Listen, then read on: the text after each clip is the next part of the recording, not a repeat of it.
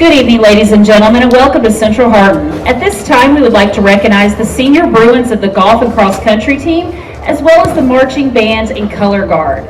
If you will direct your attention down to the track where Miss Kim Case, Mr. J.C. Wright, and Coach Elmore are, we will begin with the Bruins of the golf team. Levi LaRue is the son of Kyle and Abby LaRue and Frank and Laura Murray. After high school, he plans to join the United States Marine Corps. Levi is escorted this evening by his grandfather, Paul LaRue. Ladies and gentlemen, Levi LaRue.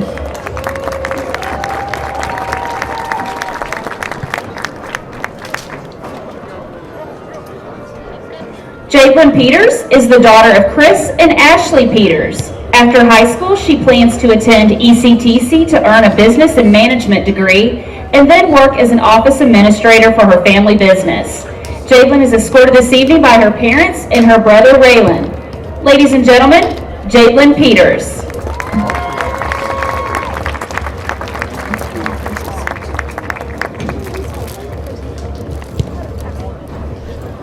Now for the Bruins of the cross country team. The team is coached by Tim Pennington and Samantha Dale.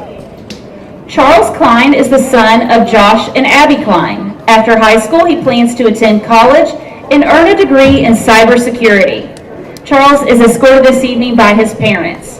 Ladies and gentlemen, Charles Klein.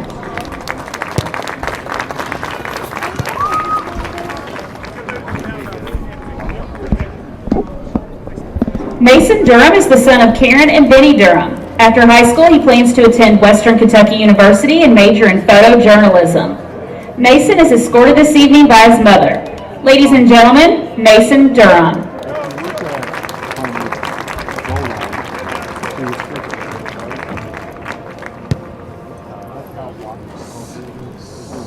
Katie Edwards is the daughter of David and Melissa Edwards. After high school, she plans to attend Nashville Auto Diesel College to earn her diesel mechanic certification and an associate's degree. Katie is escorted this evening by her parents. Ladies and gentlemen, Katie Edwards.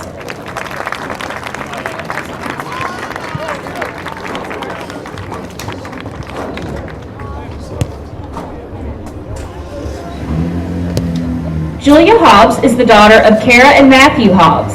After high school, she plans to attend the University of Kentucky and major in chemistry. Julia is escorted this evening by her parents. Ladies and gentlemen, Julia Hobbs.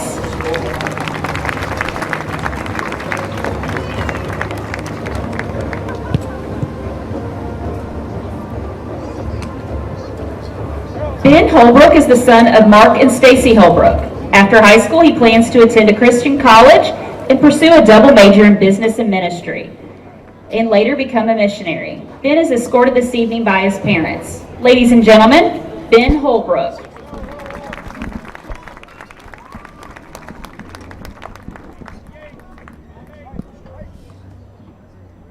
Zach Rigney Ellis is the son of Mary Rigney and Nikki Ellis. After high school, he plans to take classes at ECTC and pursue an aviation career.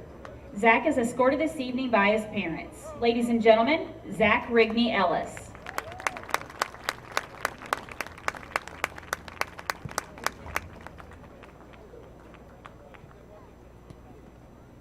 Addison Williford is the daughter of Amanda and Toby Williford. After high school, she plans to attend Texas Tech University and major in nursing. Addison is escorted this evening by her parents. Ladies and gentlemen, Addison Williford.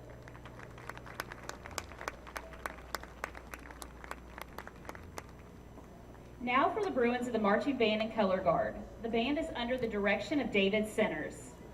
Macy Adler is the daughter of Dana and Terry Adler. After high school, she plans to attend Campbellsville University and major in nursing. Macy is escorted this evening by her mother, Dana, and her sister, Madison. Ladies and gentlemen, Madison Adler.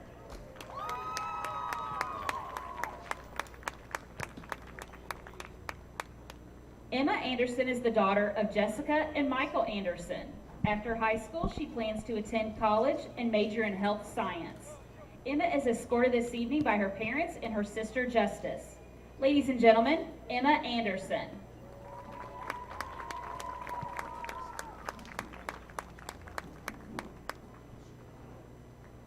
Zach Boast is the son of Rodney Boast and Heather Sharp. High school, he plans to join the United States Army as a military police officer. Zach is escorted this evening by his parents. Ladies and gentlemen, Zach Boast.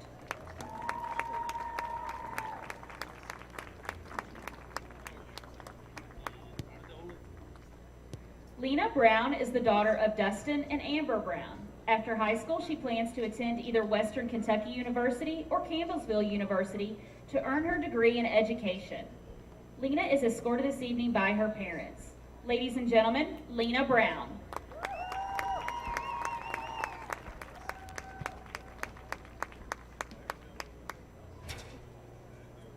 Stace Christopher is the son of Sean and Josh Nunn. After high school, he plans to attend Western Kentucky University and major in visual journalism and photography with a minor in film studies. He is escorted this evening by his parents. Ladies and gentlemen, Stacy Christopher.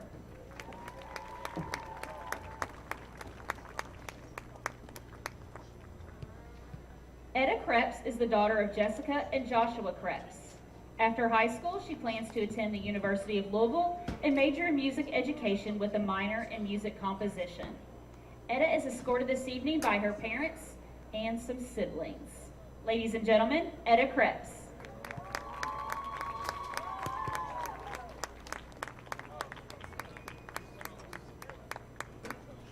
Alexis Hart is the daughter of Leslie Warren and Kevin Hart. After high school, she plans to attend the University of Kentucky, major in nursing and becoming a nurse anesthetist. Alexis is escorted this evening by her parents and her stepdad, Steve Warren. Ladies and gentlemen, Alexis Hart.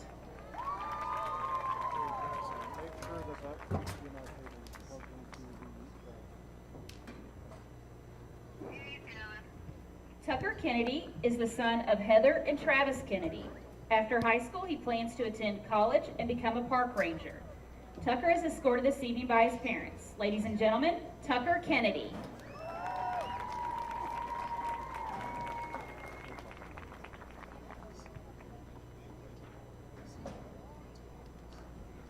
Gracie Lester is the daughter of Scarlett and Adam Lester. After high school, she plans to attend the University of Kentucky, major in pharmacy and minor in percussion performance. Gracie is escorted this evening by her parents. Ladies and gentlemen, Gracie Lester. The mics will be on the inside. Davis Lutz is the son of Bill and Sarah Lutz. After high school, he plans to attend the University of Louisville and major in engineering. Davis is escorted this evening by his parents. Ladies and gentlemen, Davis Lutz.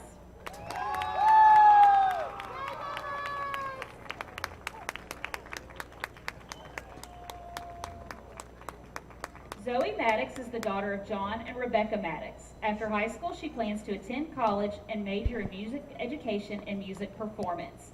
Zoe is escorted this evening by her Omi Marlise Perkins. Ladies and gentlemen, Zoe Maddox. If you have enough slack, go ahead and plug it in. Wyatt Moore is the son of John and Jessica Moore. After high school, he plans to attend college and major in business with a minor in equine sciences. Wyatt is escorted this evening by his parents. Ladies and gentlemen, Wyatt Moore.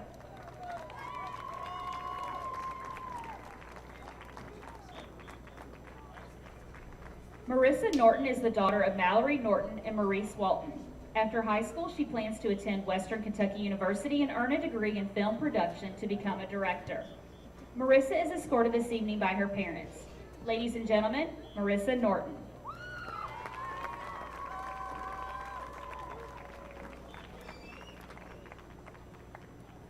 Maximus Smith is the son of Megan and Kenny Smith. After high school, he plans to attend Western Kentucky University or the University of Louisville. Maximus is escorted this evening by Alicia Nelson and Michelle Linke. Ladies and gentlemen, Maximus Smith.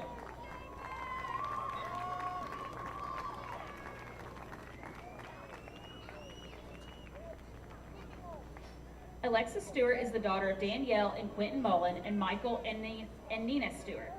After high school, she plans to attend college to become a veterinary technician. She is escorted this evening by her parents. Ladies and gentlemen, Alexis Stewart.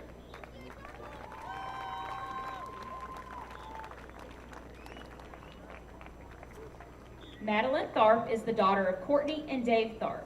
After high school, she plans to attend Campbellsville University and major in nursing to become a travel nurse. Madeline is escorted this evening by her parents. Ladies and gentlemen, Madeline Tharp.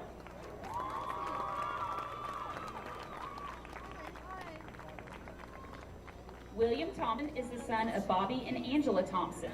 After high school, he plans to attend college and earn a bachelor's degree in mechanical engineering. William is escorted this evening by his parents. Ladies and gentlemen, William Thompson.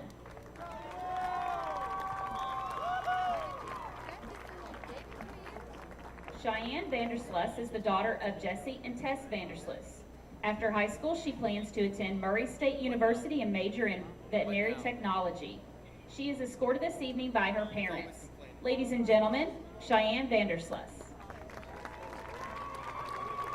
Please join me in a round of applause for all of our Bruin seniors. On behalf of the athletic department, we wish each of you the very best in all of your future endeavors.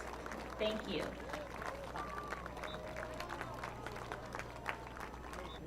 Ladies and gentlemen, welcome to Central Hardin High School for tonight's game between the South Warren Dragons and the Central Hardin Bruins.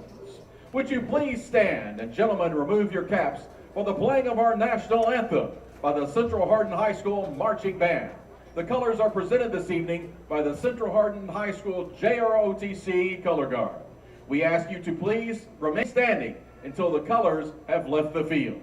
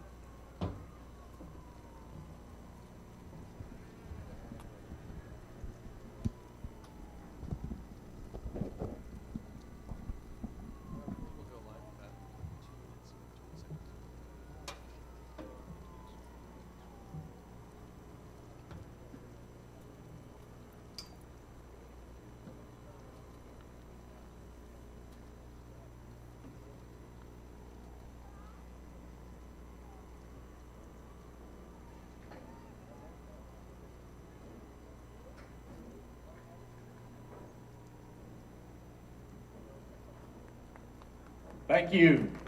Let's have a great game. Yes, you're gonna be up there, okay?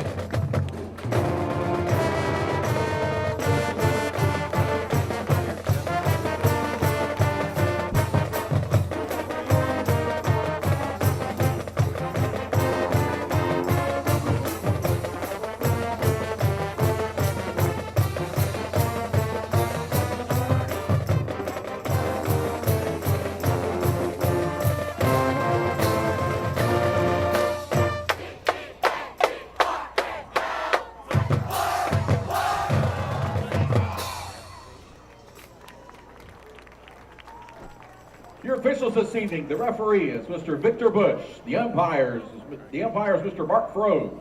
The linesman is Mr. Bill Costello. The line judge is Mr. Ricky Price. And the back judge is Mr. Tommy Adams.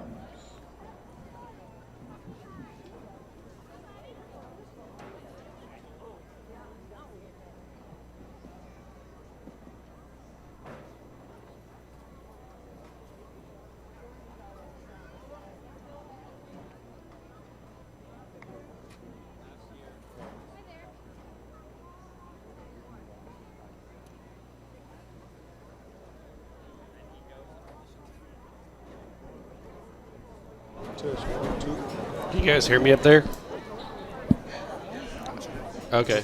20 seconds will come in. I'll give the countdown when there's 3, 2, 1 for you guys. Hardin County Schools encourages families with children ages birth to 5 to participate in Dolly Parton's Imagination Library. It's easy and simple to register to receive free books 3, for children ages 2, birth to 5. 1. You can find all the Welcome information- to Hardin County Schools. This is a Hardin County Educational Community Television Studio Production. HCEC-TV is a division of Hardin County Schools. Live Channel 1 programming is sponsored in part by Brandenburg Telecom. Provides service for all your telecommunication needs. We have Central Hardin Bruins taking on South Warren Dragons today. This is your host, Tony Menendez, with my buddy Jeff here. Jeff Kennedy. Bringing it back. Been out for a couple weeks. I was sick 1 week and then went on vacation to Puerto Rico, and my daughter got engaged, so I'll throw it out there to congratulate her and her new fiance, and let you guys know she's a teacher out here at Central Hardin too, and I'm a teacher at Central Hardin. You guys know that already. We're going to have an interesting game for you tonight. It's going to be kind of like the tale of almost kind of like polar opposites. Hate to say that. Central Hardin has a one-in game at all this season. They're having a hard time at it. They've had a lot of injuries happen to them this season. A lot of changes as far as coaching changes, philosophy changes, like how to play the game and stuff like that. But then they've just been hit with that injury bug this year. South Warren on the opposite end, the Dragons, they're coming in hot. They have not lost a game this season. I would say they're probably one of the top 6 teams in the state. Many are ranking their defense number 1 in the state, leading in sacks, tackles for loss, a lot of good stuff on that side of the ball. Jeff, what have you went down and talked to the Central Hardin coach, you talked to the South Warren coach. What are some players that the South Warren coach said for us to kind of look out for our viewers to kind of get used to hearing their names this game? Yeah, so offensively, they Carter, number 1, Carter. Also look out for number 2, York. Defensive, then we're going to go down to number 6, which is Camps. Number 7, which is Page. Number 12, which is Reynolds. Number 19, which is Bell. Jameer Board, number 26. Those are his offensive weapons. And on defense, he highlighted 3 individuals. Number 52, Smith, 55, Butler, and also number 3, Mays. Yeah, those 3 players, just from their last game, had multiple tackles for losses, each of them a piece, and multiple sacks for the season. So they're playing really, really good defense. I mean, on offense, they're not slouches either. Their quarterback last game, Page, threw for 175 yards, 3 touchdown completions. So he's no slouch. Also, their main running back, York, rushed for 65 yards himself, but the team total had 161 yards rushing, 226 yards passing, just from the last game by itself. I mean, they're a really, really good team. And they haven't played really slouches this season. Most of the teams they've played have been pretty good teams. They've had a couple of close games. Probably the closest one was DuPont Manual. Most people know about DuPont Manual as being like one of the better schools in the state, and they beat DuPont Manual 27-17. So this South Warren team is really, really good, coached really, really well. So it'll be a tough going for Central Hardin Bruins this week. I think the biggest thing I'd like to see for Central Hardin myself is they have a lot of younger players kind of being forced into action due to injuries. But I think for the team itself, if they can get some positive yardage, some a couple of good series of plays here and there, that'd be great for them to build onto. They really want, I want to say, like, with these younger players, see what they've got in them, but also start building a resume and also, you know, get the system down. Central's biggest difference this year and previous years, like we've said before, is they've gone to a spread offense. Traditionally, they've been a very run-heavy team with wing T, and it's been a hot minute since they've been a spread team or a pass-first team. It's a good opportunity for them to build resiliency moving forward because even the quarterback, he's a freshman, I believe. No, he's a sophomore. He's a sophomore. Okay, so he's coming up playing what looks like two different poles. South Warren is number 1 and number 2 different state poles, and just giving them an opportunity to also check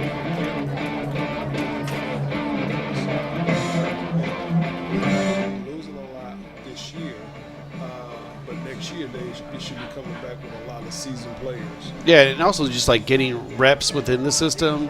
I think I've talked about it before in the past when Jeff and I've had 2 different Jeffs, which is funny, and Coach Gray. One of the biggest things in learning the spread is, you know, learning how to catch the ball on the move, throwing, reading the defenders, doing your checkdowns. All those things are like skills that take time to develop, and this just be a good opportunity for this group of the younger guys who are getting a chance to play to kind of get some reps doing that and get themselves ready for next year. Yeah, and this is Coach Gregory's first year, correct? Yeah, this is Coach Gregory's first so year. that's giving them time to work on and build on to what they what his plans is for the future. Yeah, when I coached before, Coach Lawson did the spread offense. It took us a couple years to get it rolling the way it should be rolling because it took some times and reps with those kids doing things that's a little different than what they did before offensively to get into that kind of system and group. So hopefully it won't take long. North Hardin's been running the spread forever. But really, every time you get a new quarterback in the spread, it takes time. Develop the receivers and all that kind of stuff. I'm hoping the offensive line for Central, which has kind of been their strength in the past, and it's still a pretty big and strong offensive line this season, can maybe slow down some of those pass rushers and give Wilson some time to kind of drop back and throw some passes back there and make something happen. But it will be a very interesting game on both sides of the ball. Warren's going to be kind of, you know, prepping themselves, getting ready for the end of the season and district play for the playoffs. Central's getting ready. They got one district game left against Meade County. Though both teams haven't won a game this season.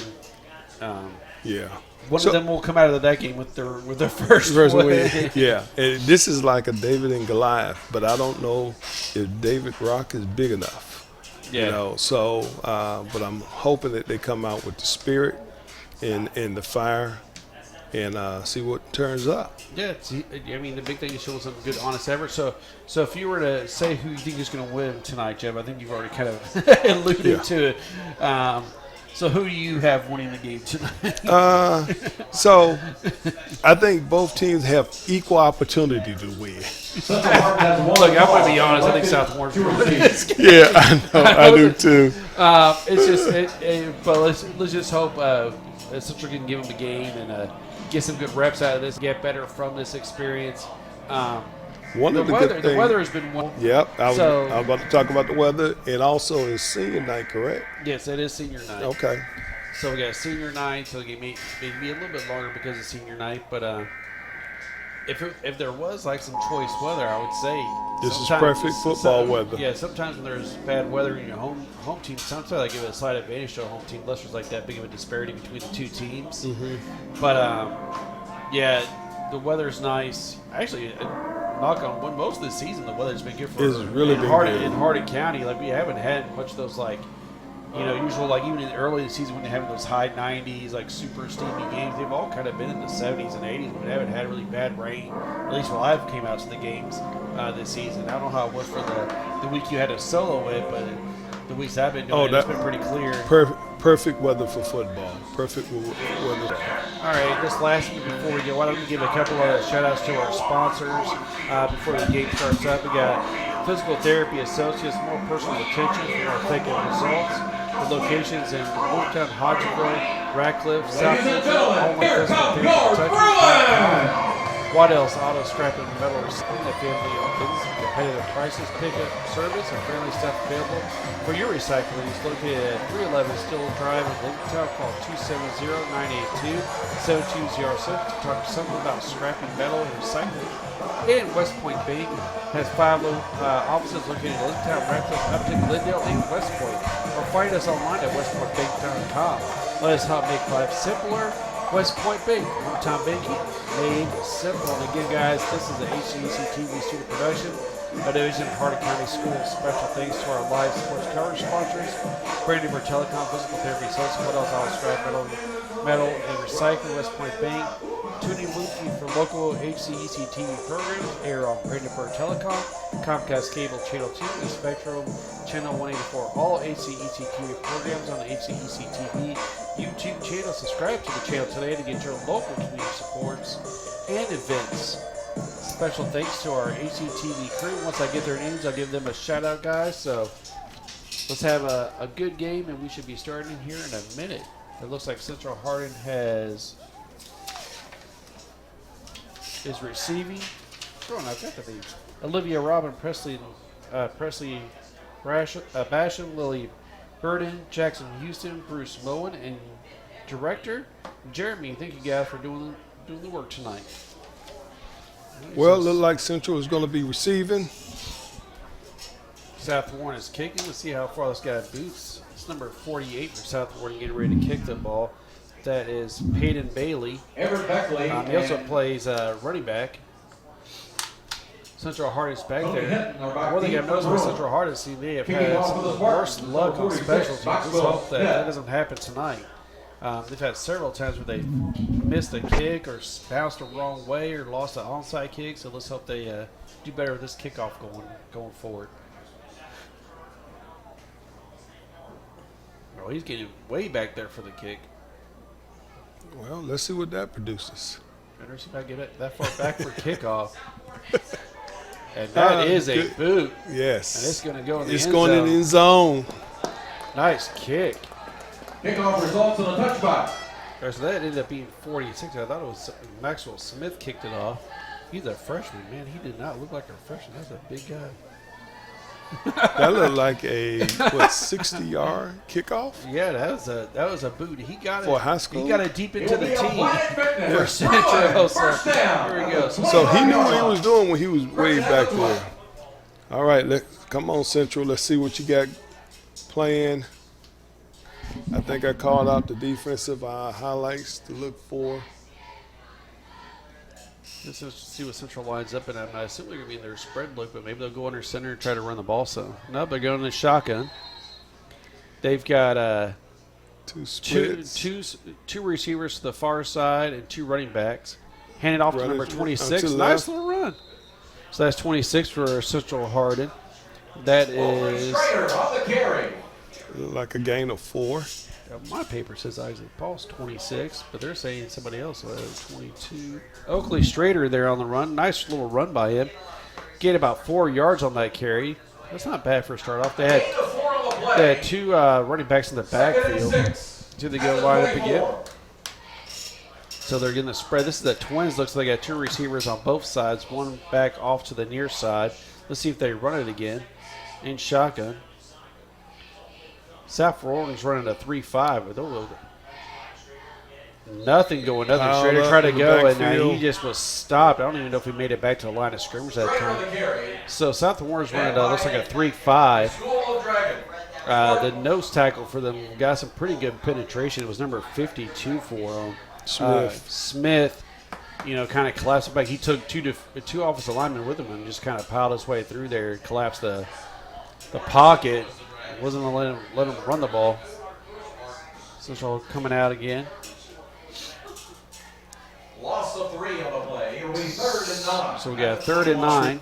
Got trips on the near side again. So in shotgun.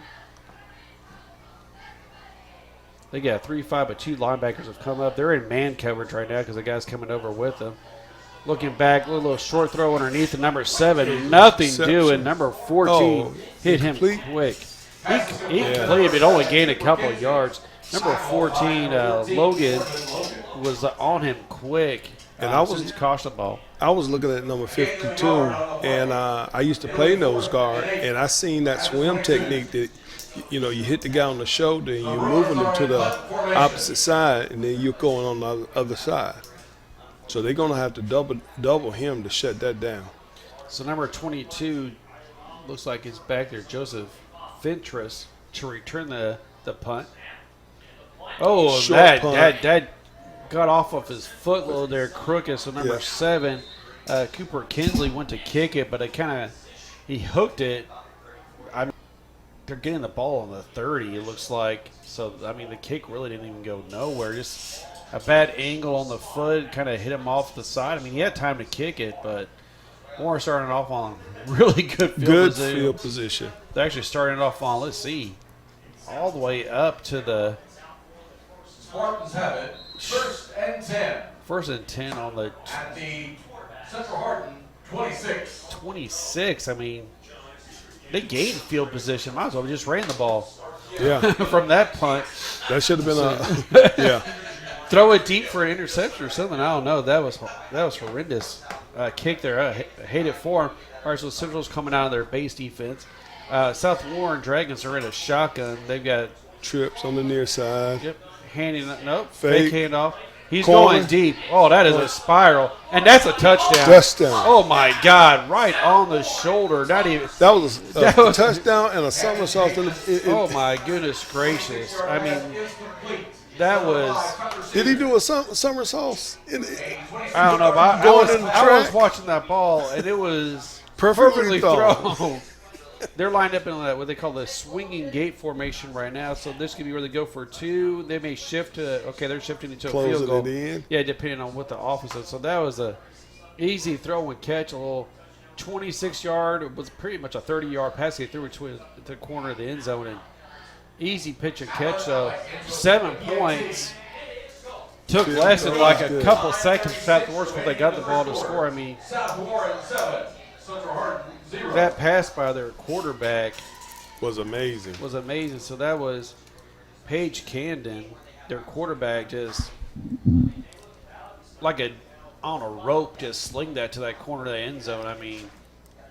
Threw it perfectly where only the receiver can get it right over his shoulder, and easy pitch and catch. It was 7-0, then 3 and out for Central, and a quick score by South Warren. If they get another few like that, this could get bad quick. So Central Hardin will be getting the ball here soon. So I'll let you guys know again, this is a Hardin County Educational Community Television Student Production. HCEC-TV is a division of Hardin County Schools. Live Channel 1 program is sponsored in part by Brandenburg Telecom, Hodgeville. Oh, sorry, I got it mixed up. Brandenburg Telecom, providing services for all your telecommunication needs. Sorry about that, guys. I got my new glasses. I haven't got used to the bifocals yet. I didn't used to need bifocals. I went to the doctor this time. He said you're getting bifocal. Yeah. Well, it happened to all of us. And the later you get glasses, the harder it is to get used to them. All right, so another kickoff. Let's see if he kicks it into the end zone. And he gave a pretty good boot that first rip. Let's see if he does it again. You got that deep wind-up approach. Boot. Let's see. Same result. Same result. This time he gets it on the middle of the R before he does another big boot there. I love watching South Warren's discipline. Their kickoff team, even though the ball is dead, they're running all the way to the end zone. They're running to it and touching it in the end zone. Yep. It's in the end zone. You don't have to run to it, but they're hustling to it.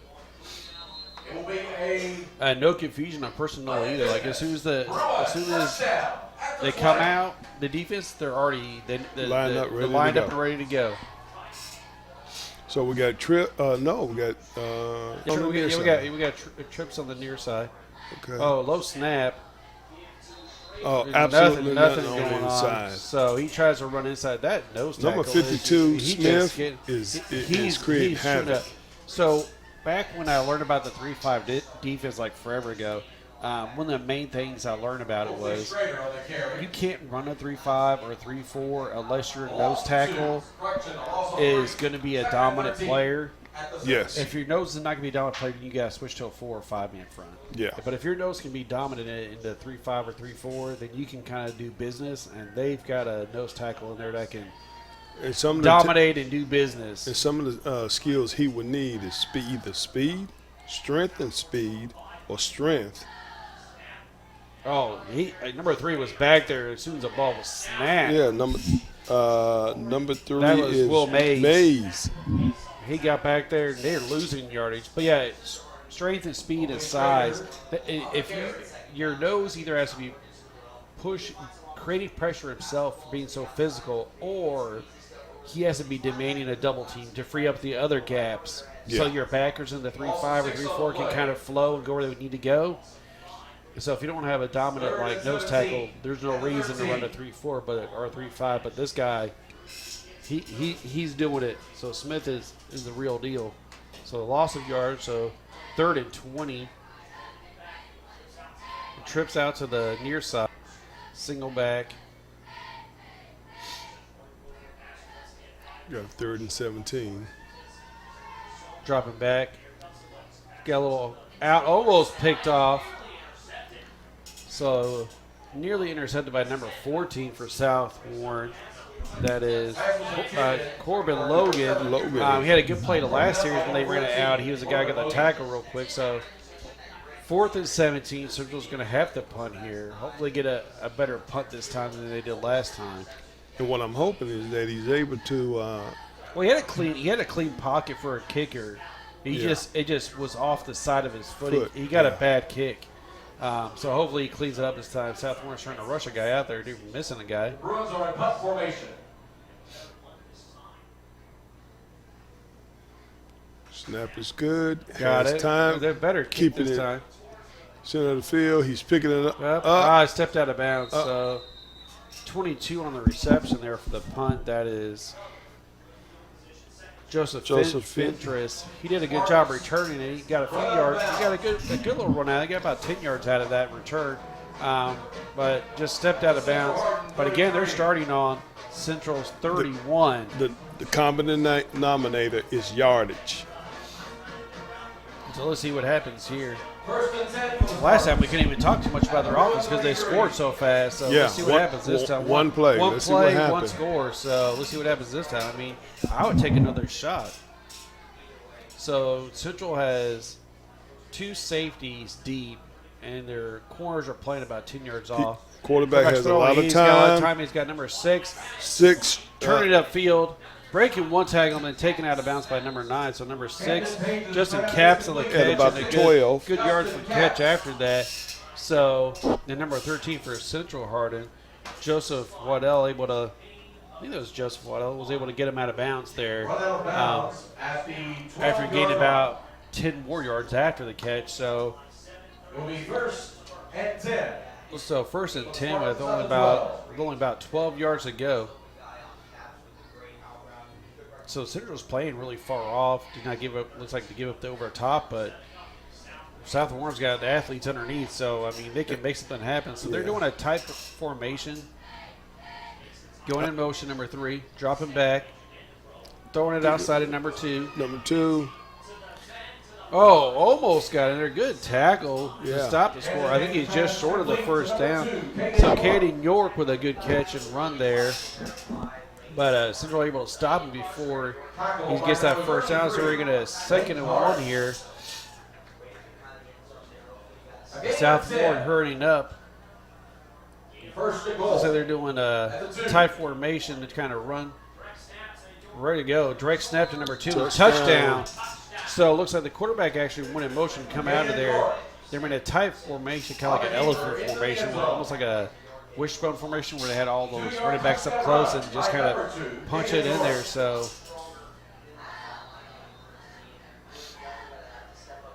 So another quick score by South Warren. They're shifting back to field goal formation. It's going to be 14-0. Still just at the first quarter. 6 minutes and 50 seconds left. What we did get to see was the actual some of their running schemes and passing schemes in the mix. Kick is up and good. Field So goal is good. 15 remaining in the 6:50 first 14 quarter. 14-0 first quarter with 7 minutes to play in the first quarter. So South Warren just kind of doing what they want to do. They're showing why they're one of the top, I would say, 6 teams in the state. Maybe even, I mean, from what I'm looking at, I think they're up there maybe 1 or 2. Yes.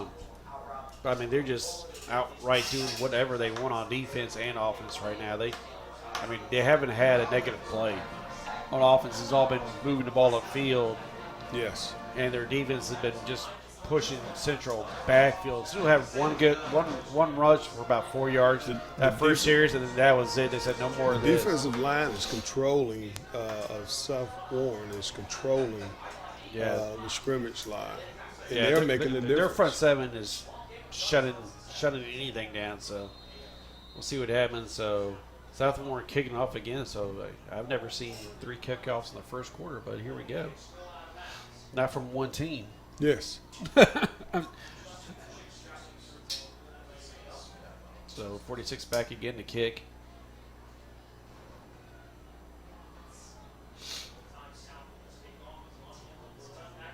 So it looks like another touchback right there. Boom.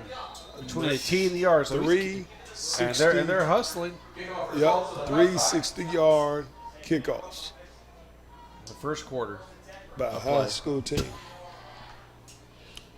There's some pro players that need to play a kicker like that. I don't know who's been ranked as D1 from this team, but I'm sure they have some athletes are being recruited. Oh, yes. All right, so Central Hardin coming out again, trying to make something happen. At least try to get, eat some of this clock. So they're lined up at spread again. They got 2 receivers to the far side, 2 backs in the backfield. So this is probably going to be a running play. So running off tackle number 22, and then maybe a yard if that. Maybe just got back. No, you got a yard. So straighter on the carry, gets about a yard. Try to get off tackle, but nothing doing. So here we go. Maybe 1 yard on that.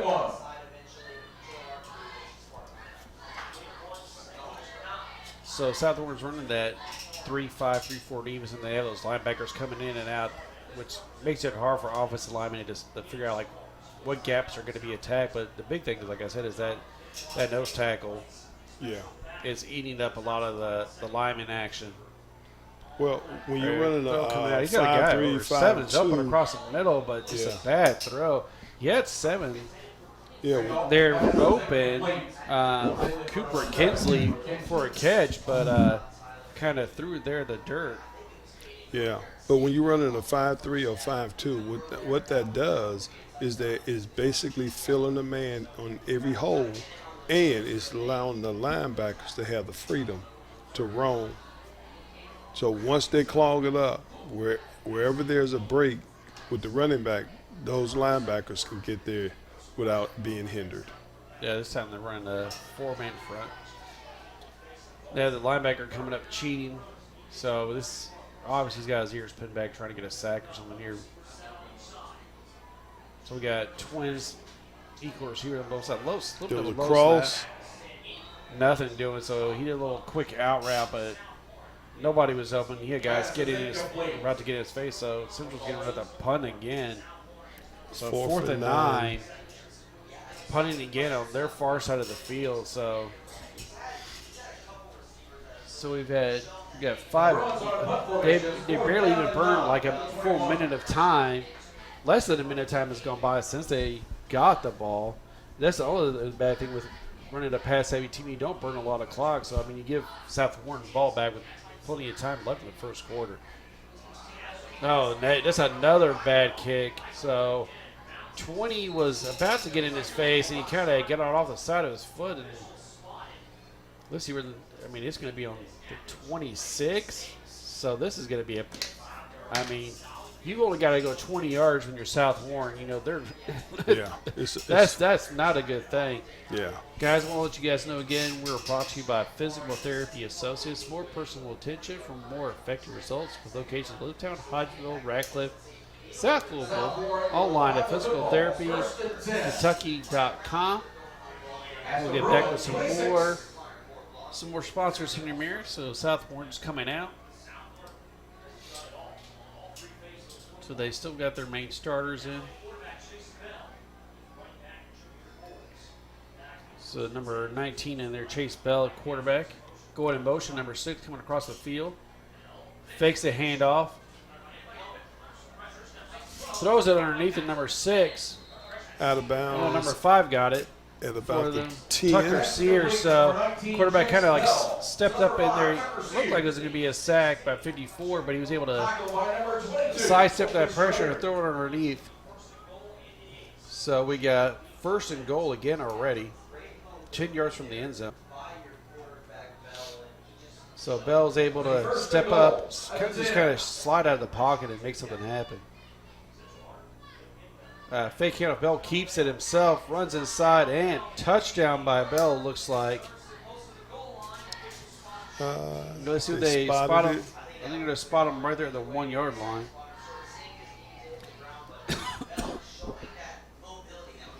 Goal line, so 2 and about nothing. I wonder if they'll go back to that formation again where they have like everybody in there tight. Yeah, it looks like it's going to be a quarterback. I would guess quarterback sneak right here. A little tush push action. Nope, he pitches it out. Oh. So it looked like he was kind of like a shovel pass. Now off to the side, but he kind of lost the handling. And that is the of first it. mistake I've seen South Warren make all night long. Try to get cutesy, which I don't think they needed. I don't think they needed to get cutesy with it. They should have just ran the ball right up the middle. Yeah.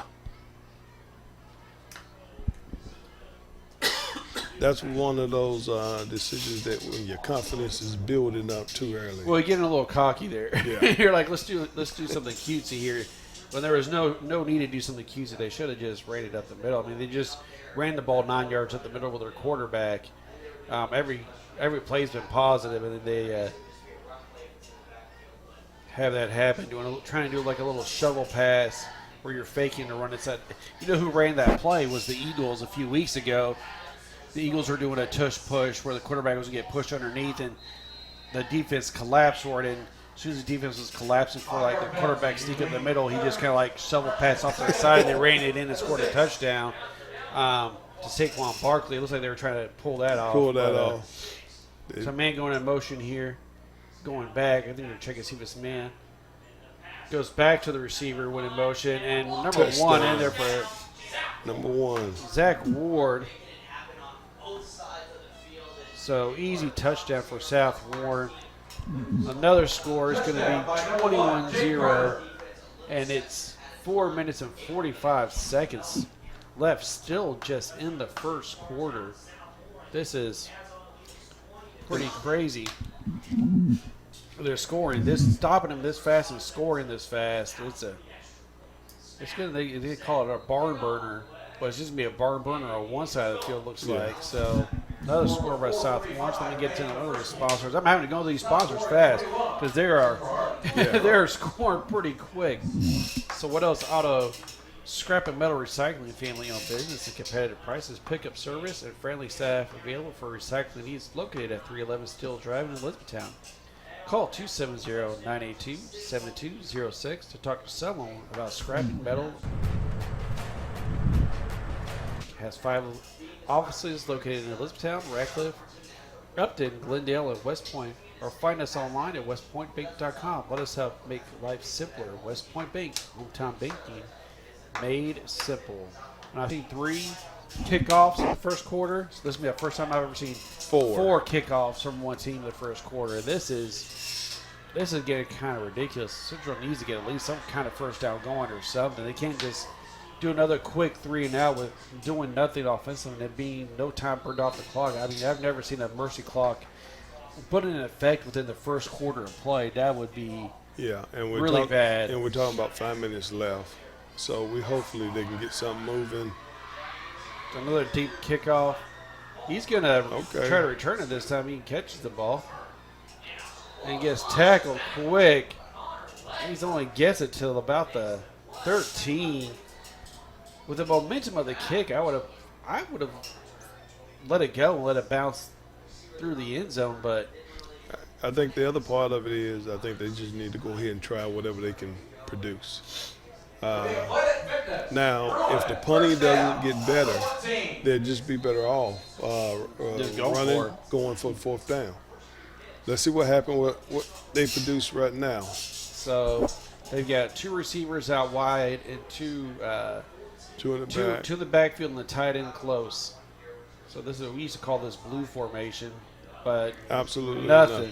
They Number- lost a couple yards on that. Number 55 and number 55 and 52 Two. are back there quick. So 52 on their defense is Smith, and 55 is Butler. Both of them Yeah. got back there quick and lost some yards. They lost about 3 yards on the play. So we get 2nd and 13. Loss of 4, actually. I thought it was just 3. Yeah, 2nd and 14 going. They're going in the wrong direction, being by their own end zone. and the defense is making penetration. Like they're gonna do Running a again. ghost. Gain maybe a yard or 2 on that. So South Warren gets in there. Number 21, Tony Henson on the carry. One of Central Hardin's players is Was- down right now. Hopefully he's okay. And Central can't really afford another injured player. They've gone through quite a bit this season. So Yeah, you want me to do it? no, you can't. Go ahead. Okay. Hey, this is a Hardin County student production, a division of Hardin County Schools. Special thanks to our live sports coverage sponsor, Brandon Bird Telecom, Physical Therapy and Associates, Waldale Auto and Strap Metal Recycling, and West Point Bank. Tune in weekly with all our local HCEC-TV programs aired on Brandon Bird Telecom and Comcast Cable Channel number 2 and Spectrum Channel number 184.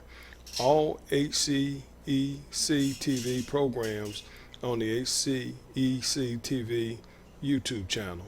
Subscribe to the channel today to get your local community sports and events.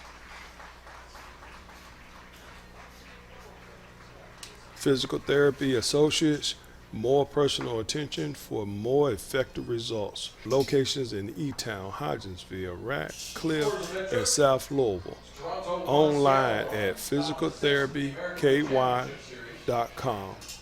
Waldale Auto and Scrap Metal Recycling, a family-owned business with competitive prices, pick-up services, and a friendly staff available for your recycling needs. Located at 3 Steel Drive in Elizabethtown. Call 270-982-7206 to talk to someone about scrapping, metal, and recycling. We're back in action.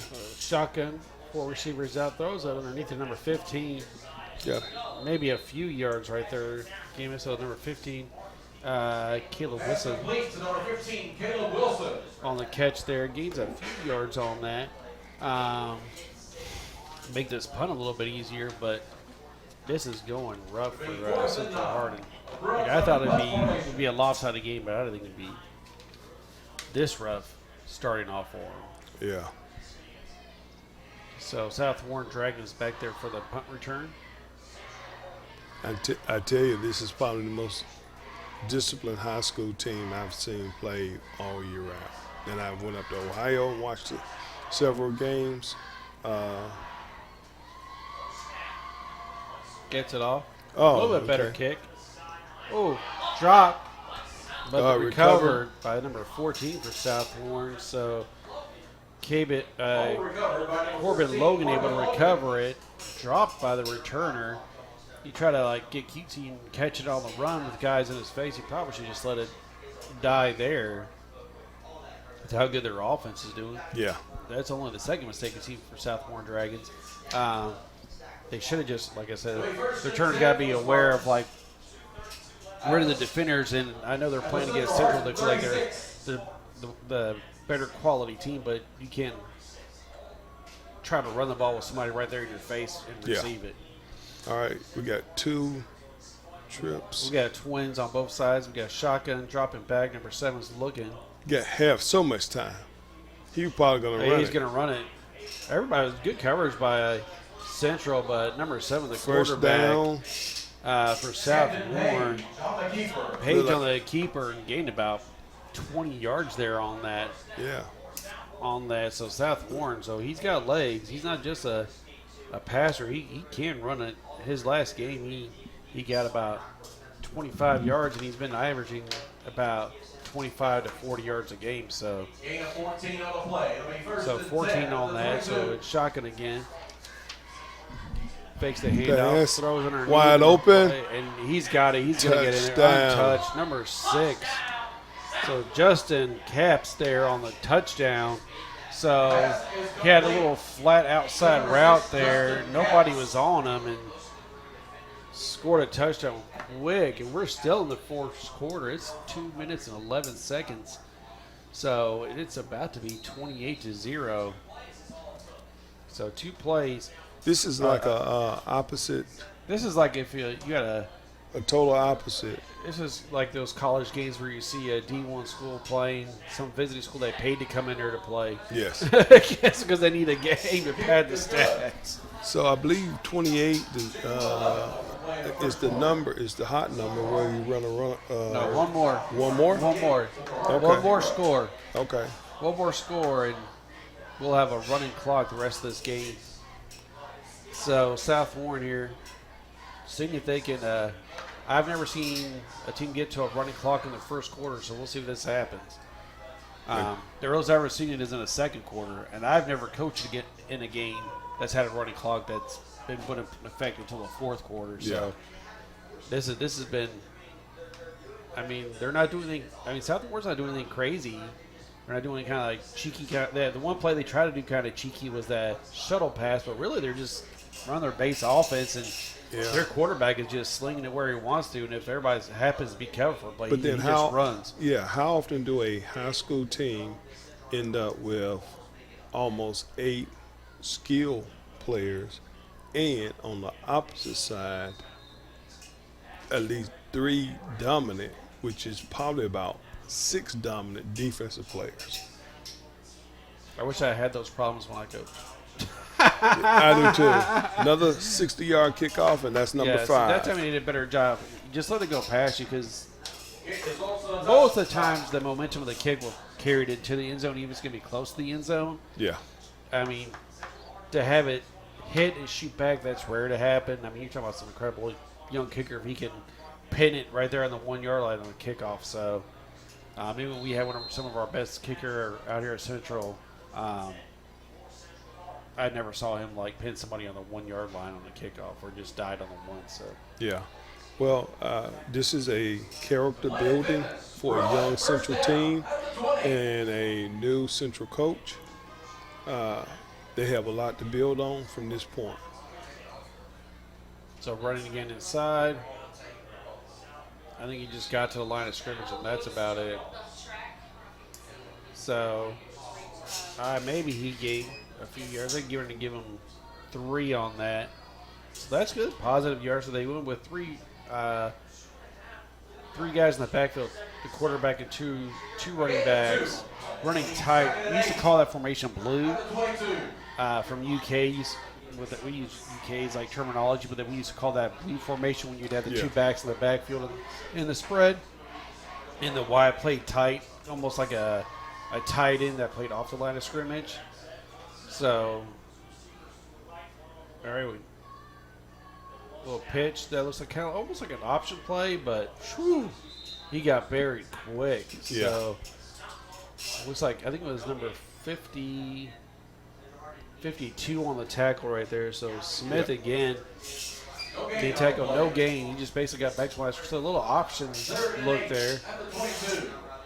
That leverage and leg speed that he's using to move across that line of scrimmage is making a world of a difference. Yeah, because he's playing over top of the center, and he shifted all the way across the field to get to the ball. So that's some good pursuit going on there. So we had 2 running backs in the backfield again. 2 receivers to the near side, 1 receiver out to the wide side. Going to try to hand off again. Absolutely Nothing going on. So it looks like Central's trying to get some of this clock going themselves with some of these runs. So we're going to have a punt here with about 25 seconds. They may get the punt off before this quarter is done. It'll be 4th and 11 at the 19. And they're waiting for the clock to run out. Yeah, I think they're going to let it run out. So that'll be it for this quarter. We'll switch sides here. Again, guys, this is a HCEC-TV student production of Division of Hardin County Schools. Special thanks to our live sports coverage sponsors, Brandenburg Telecom, Physical Therapy Associates, What Else Auto Scrap, Metal Recycling, and West Point Bank. Tune in weekly for all local HCEC-TV programs air on Brandenburg Telecom, Comcast Cable, Channel 2 Spectrum, 184. All HCEC-TV programs on HCEC-TV YouTube channel. Subscribe to the channel today to get your local community sports and events. Special thanks to our HCEC-TV crew. We have Olive Robbins, Presley Basham, Lily Hardin, Jackson Houston, Audio CG, Bruce Moen, and Director Jeremy. Thank you guys for doing such a great job.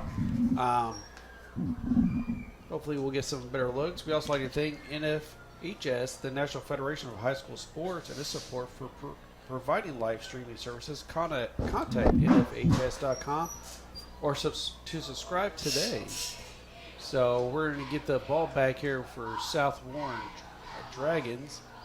See what they do with this series. I assume they're going to keep the starters in probably for at least one more series to see what's going on to get that last score to get the running clock going, and then maybe we'll see some of the reserves for South Warren come in against Central and see what Central does against some of these backups and get some more practice in for them.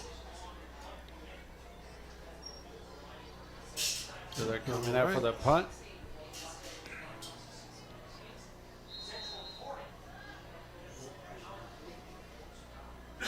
The receiver's back at the 50-yard line.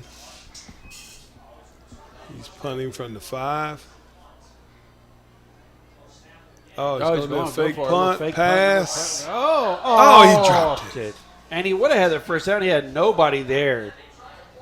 They tried to do a little fake punt. He had him there. The receiver just dropped the ball. I mean, he needs to catch that. I mean, he would have had the first down. Nobody was. It was nobody's out there. 10 yards before the closest defensive Yeah, I player. mean, he only had to go a couple more yards after that catch and score a first down. I mean, I don't know if he would have got more than a first down because South Warren's players are so gifted athletes are pretty fast out there. May have caught up to him before he scored a touchdown, but that should have been a first down easy. Central did catch him off guard on that. So South Warren here on easy field position to try to punch in this last score to get the running clock going. So, and I love the fact that the coach is Central is still trying to generate blood and energy in the game, because that play was wide open. Okay, so I guess South Warren's receiver didn't have his pants low enough for the play started. Going in motion number 1. He's got the receiver open in the end zone. He's got it number 12. I saw that coming quick. Yeah. So Griffin Reynolds for the touchdown. That's their tight end. So quick little 20-yard pitch and catch and touchdown by South Warren. So that's going to be all the touchdowns are by the quarterback. All passing touchdowns. And he have used at least 4 different weapons.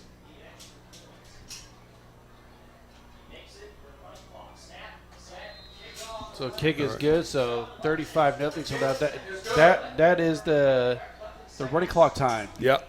And we're in the second quarter with 11:45. And we're now at a running clock.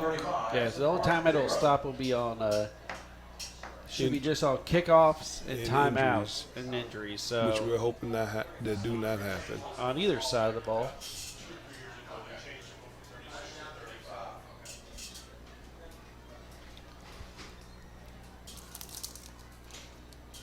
So here we go. So before we get back there, let's let you guys know this is a Hardin County Education Community Television Studio production. HCEC-TV is a division of Hardin County Schools. Live Channel 1 programming is sponsored in part by Brandenburg Telecom, providing a service for all your telecommunication needs.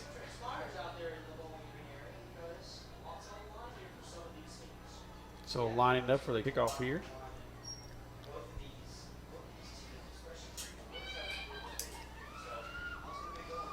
Number 46. What we have seen is So South Warren really needs to make sure they get some wins here at the end of the season. If they can go undefeated, they can be the number 1 seed in their district. So Yeah. that means that all the playoff games that will go through themselves. So I'm sure they're that's a nice little kick. Woo. Almost hit a receiver by the foot. Yeah. That's pretty close. So kind of like a mini squib. I guess they were trying to get him to try to return it again. and I'm looking at 6 kickoffs. There has been 60 yards each.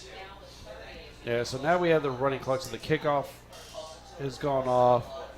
Central's got the ball, so now the clock is going to run for the rest of this game. Like I said, unless there's an injury or a timeout, or when there's a change of possession, it'll be a running clock the rest of the way. I would suspect South Warren probably going to do.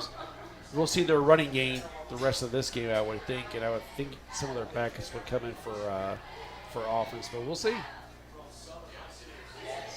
This would be a good time to work on some plans. Another carry, another loss of about 2 yards, so nothing doing again. So number 9 that time for South Warren. Parker Morse got back there quick, caused the penetration as a linebacker. 2nd and 12. Playing outside linebacker DN, he was able to get in there pretty quick. So 2nd and 12 for Central. So at the 18, let's see what happens. And he ran the play down from behind. Yeah, he was coming from the far side of the play. So Central coming out in doubles.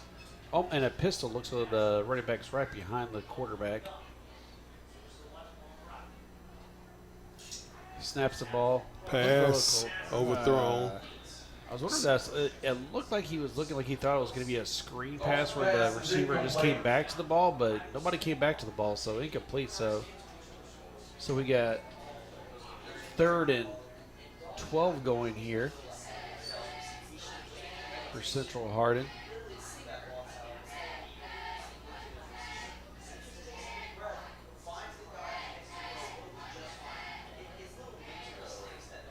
So when shocking again, we got trips for Central to the far side. Pistol look with the running back in the back, breaking behind the center. Throwing it, pump fakes. Oh, nice catch. Catch, Nice throw. good catch. Good First job. down, Central. So throwing traffic and a good catch and a first down for Central. So Cooper Kinsey there on the catch. Nice throw by the quarterback in traffic and dealing with guy pressure in his face. So that's always a good sign when you can get something going. So Trey Dalton there. For Planet Fitness. Bruin. First down. So first down for Central. Good job. So we're going to have a first down. We have 2 receivers, but we got 2 running backs in the backfield with an up back. So it's probably going to be a run play. So this is that's another one of those option looks where the quarterback could keep it or go to like an RPO type play. So Yeah, one of the players lost their helmet. Tackle for a loss. So number 50 will need to come out for a play because his helmet came off. So whenever helmet come off, you have to come out for a play. So Loss of 2 on the play. so loss of 2. We got a 2nd and 12. At the 34.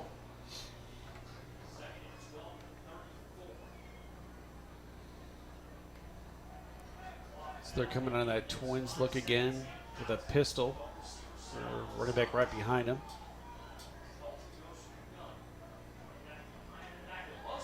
Low snap, lost the ball, throws it.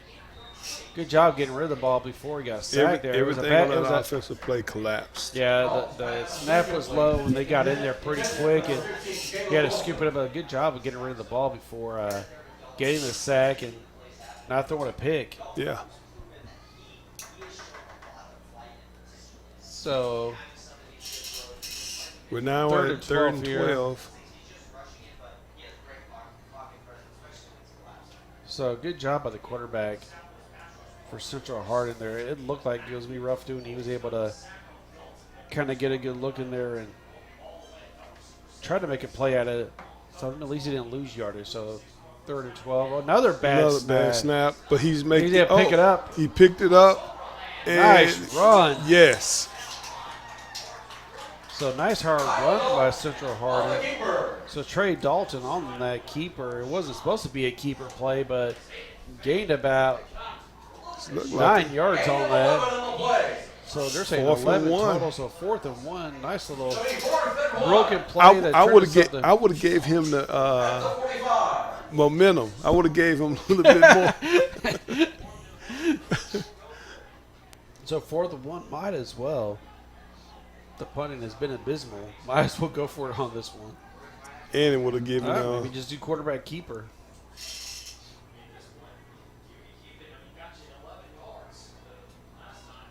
Yeah, he did keep it that time, but they were ready for him. Like, no. Yeah, we ain't So doing stops that him. again. He stops him in the line of scrimmage. So that was that option play. That time they must have given him the signal and said, hey, just keep the ball, see if you can grab that first down. So Central coming back out on defense. Let's see who comes out for South Warren, if they're going to bring the starters back out, if they're going to have some other guys come out here and play.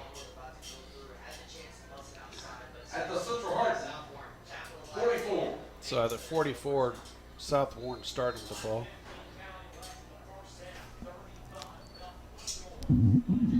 So it looks like Camden Page is back there at quarterback, number 7. Mm-hmm.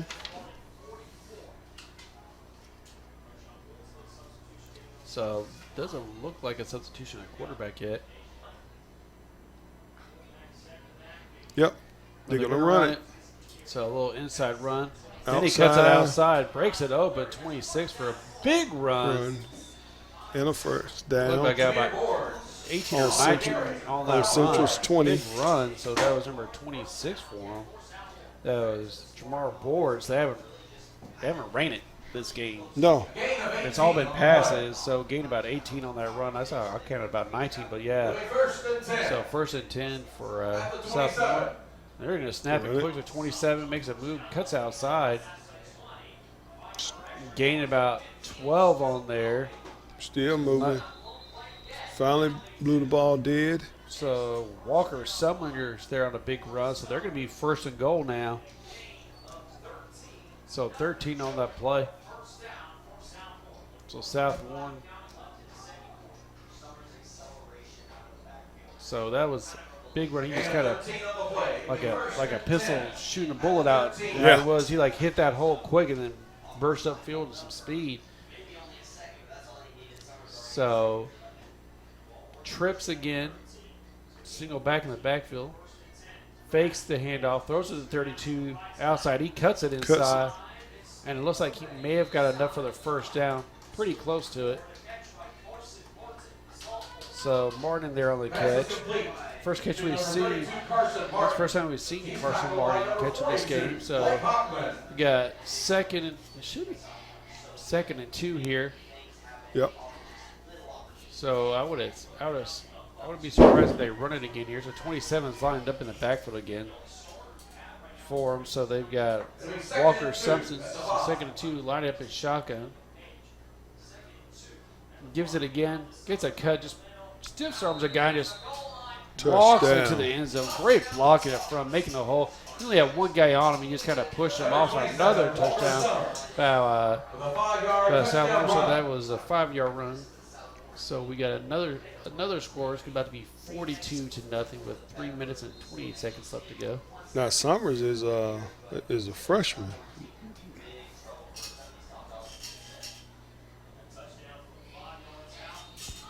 Yeah, field goal is good. 3:28 remaining in the So 42-0 there. South Warren still pouring it on. South Warren 42. Rough business for Central Hardin. But you guys know we're brought to you by Physical Therapy Associates. More personal attention for more effective results. Locations in Littleton, Hodgeville, Ratcliffe, South Louisville, all at physicaltherapykentucky.com. What else? Auto scrap metal recycling, a family-owned business with competitive prices, pickup service, and friendly staff available for your recycling needs. located at 311 Steel Drive in Elizabethtown. Call 270-982-7206 to talk to someone about scrapping metal and recycling. West Point Bank has 5 offices located in Elizabethtown, Radcliffe, Upton, Glendale, and West Point. Or find us online at westpointbank.com. Let's help make life simpler. West Point Bank, hometown banking made simple. With South Warren getting ready to kick it off again to Central Hardin. So this is the 7th kickoff. Yeah. Yeah. This is rough business going.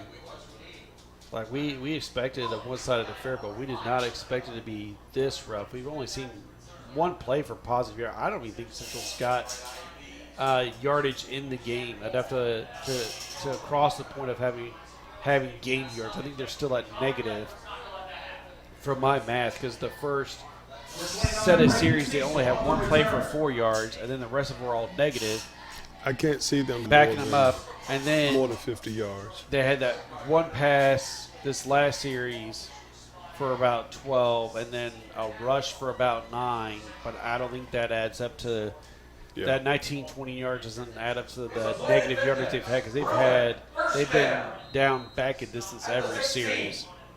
Other than that one series where they get just now where they got upfield. That's the first time we've seen them upfield all game. So yeah.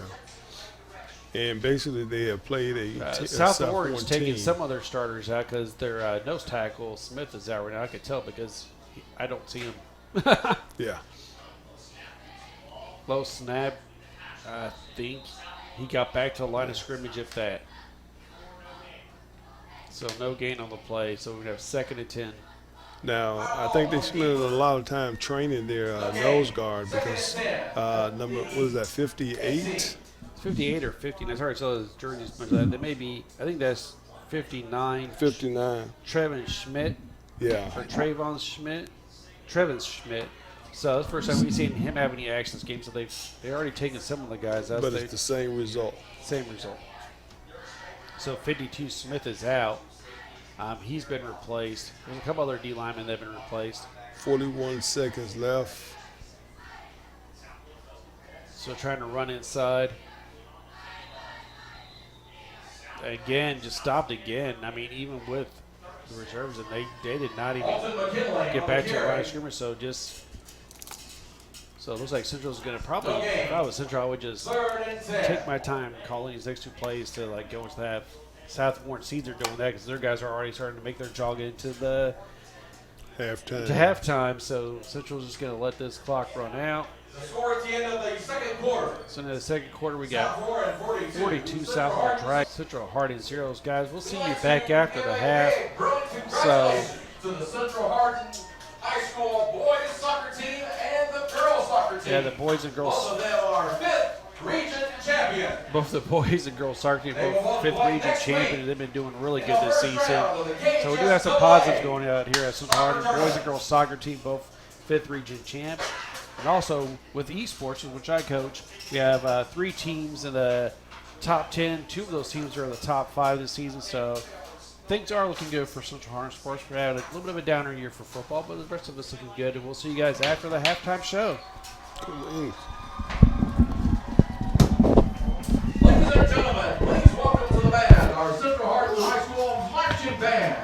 The band is being led onto the field by drum majors Etta Krebs and Zoe Maddox. The marching band is under the direction of David Center. Assistants from Noah Center, Caleb Trent, Vanessa Lee, and Matthew Robinson. The Central Hardin band will be performing their 2025 competition show titled Where the Wind Blows, featuring oboe soloist Zoe Maddox and tuba soloist Maximus Smith.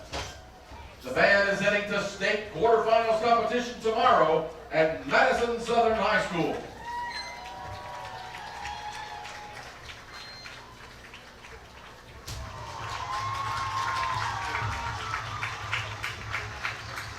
Central Marching Band, you may take the field.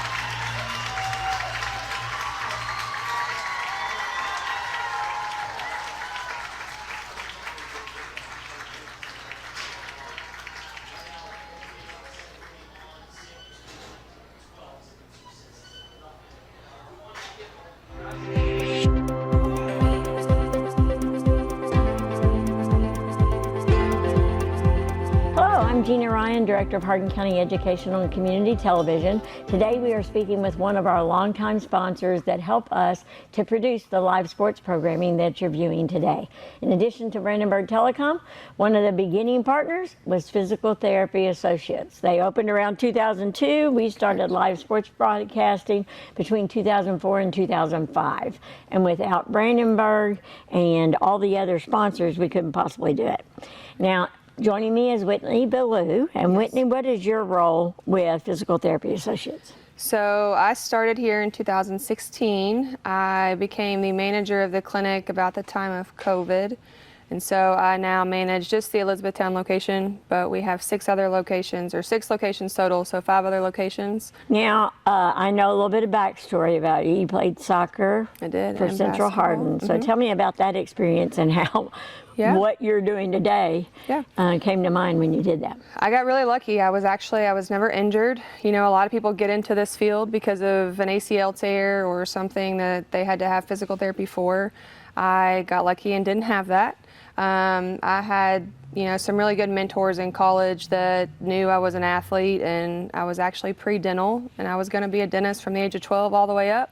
And then I had some good mentors that shifted my direction, and it's been the best thing I ever did. You all offer so many services. Right. Can you tell us which ones that may be completely unfamiliar with those at home? Yeah, so the big ones with any physical therapy clinic is going to be the therapeutic exercise, therapeutic activities, and so the biggest thing with us is just knowing exactly what to do, what makes them more functional, what decreases pain. Outside of that, we have a lot of different manual treatments. Manual just means our hands-on. So we do a lot of things with our hands, from stretching with a total knee to doing some releases and things with the neck and the back. Any joint can be mobilized using your hands. We also offer dry needling. We offer A-stem, which is just soft tissue mobilization using an instrument. We use plastic tools. It's also known as scraping. We also do treatments for vertigo. We do treatments for TMJ. We treat neuropathy using our anodyne units that I know is, I think, the only one in the county that does that, using an infrared light to try to help regenerate some of the nerves. We're in the Taj Mahal. That's right. Physical therapy. 5,400 square feet of turf. So what is this used for? Everything. So it's kind of hard to imagine what we used to do when we didn't have this, but we've got ACLs that are out here, working cones, running laps. We've got total knees that are working on gait training, just doing heel to toe. We've got fall risk patients that'll be out here. We've got some bars set up throughout. We've got some cones also set up that we'll have them negotiating around. We use it for throwing, so we've got baseball players, we've got softball players, tennis players. We can actually pull some of our netting and we'll have them either throw or hit into the netting if we're not available to catch for them, depending on if we have a glove or another racket. But we use it all day, every day. We need to probably have some lanes out there to keep people in their lane, but no, it's fluid out there. We love having all the space. When back in the older days, I had said before that it was rare for me to even know someone that needed physical therapy, maybe after a major surgery or knee surgery. How has it shifted? When did that take place and why? Well, first of all, from an athlete standpoint, I do think that there's probably more injuries than what used to be from overtraining and too specific with sports and too specialized. I do think that's maybe part of the younger generation. We also talk about text neck and all these things that are very real problems with young adults, adults and even our younger generations too. But I think therapy is just, they've found it to be, it's more conservative approach. We don't have to do injections. We don't have to do surgeries right away. They have just found that it's a lot easier on insurances sometimes, a little bit cheaper for them. But a lot of people are turning to this now instead of just taking pain medicines and opting for surgery right away, when this can actually cancel a surgery sometimes, or at least delay having to have it if it's a total knee or a rotator cuff tear or something like that. Now, does an individual need a doctor's recommendation? So Kentucky is direct access, meaning anybody can come directly to us. They don't have to have an order. We do offer self-pay rates for evaluations and treatments. There are also insurances, though, that will maybe not pay for it unless they have a doctor's order or authorization with their insurance. Those are some things that we have a wonderful front office staff that can take care of some of that and answer any of those questions if anybody has that. We have more probably now than ever doing some self-pay options just because it's a cheaper route for them too, a little bit easier to not have to jump through the insurance hoops. But no, they can come straight to us and we can check them out and we can kind of worry about the rest later if necessary sometimes. I want to backtrack. You mentioned vertigo. Is that an injury-related type of thing?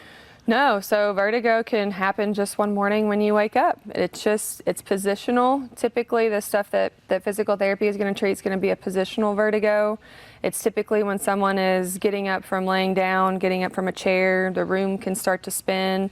There are different maneuvers that we can use to test to see if that is exactly what it is.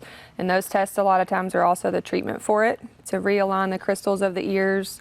We have 2 therapists that do that, and we've actually seen a lot of vertigo more recently as well. I think since the last time we actually talked about it. So, and what people don't know, they don't know. So the more that they know with treatments and things that are available to them, the better off that they are for sure. It definitely can be debilitating. Absolutely. Oh, absolutely. We've seen some in some pretty rough shape. So, what about concussion patients? Is that something that you also work with? We do. So that kind of falls a little bit hand in hand with vertigo. It's all neurological. There can be a little bit of overlap with some of the treatments for it, just making sure that, you know, the vestibular system is correct, using eyes and ears obviously play a part in that too, but we do concussion stuff here too. The neck a lot of times will tie into some of that as well. Do we want to go with what's the difference in a chiropractor and a physical therapist? So everybody thinks that we, you know, have some tiffs with chiropractors, and that's really not the case. There's a lot of situations actually that we co-treat with some of our local chiropractors. We've been fortunate that we have a lot of great chiropractors in E-Town too, and the surrounding counties. I'm just not familiar with them. But no, we co-treat with them. You know, insurance won't pay for both on the same day, but there's times where we may treat a patient twice a week and they go to the chiropractor once or twice a week. And, you know, chiropractors are going to focus a little bit more on some of the bony anatomy, which we do too, but we obviously focus a lot with the soft tissue type stuff as well. That's the biggest difference, probably. Tell us again how people can get in touch and get some information from you. So we have Facebook, we have Instagram, we have a website. If you just type us in on Google, you can find us on there. Our phone number is 270-234-1569, and you can call us and get an appointment scheduled. We try to schedule within, you know, just a few days. We don't want somebody to have to wait a couple weeks to get in to see us. Earlier is always better, so we try to make that happen, and our schedule thankfully allows for that flexibility with that. Our goal is within 3 days if we can. So some things are more urgent, you know. Vertigo is something you can't wait 2 weeks on, you know, and it's something that people need to get in pretty quick for. So calling our office or reaching out through any of our social medias is a way that we can make that happen. And as a former athlete, you know it's important to get your exposure out on television. So how do you feel about the coverage, the live sports that we're able to provide with your assistance? Oh, it's wonderful. We're really glad to be a part of it. This community is great. I feel like, you know, being locally owned, we try to support, my family in particular, we try to support locally owned as much as we can. You know, there's a lot of big corporations that are coming in just from restaurants to shopping, and the more that we can support local, I think it's a wonderful thing that you all are doing, and you obviously help market us a little bit, and we appreciate that. But our local schools, these kids are the next generation, and we want to spend as much time and money and help them get to the point that they want to be. Some of them may be in your shoes and my shoes someday, so we want to support them as much as we can for that next generation. Yeah. Thank you all for watching, and we just want to remind you that Physical Therapy Associates have many locations, and we want to thank them for sponsoring our live sports coverage. Thank you.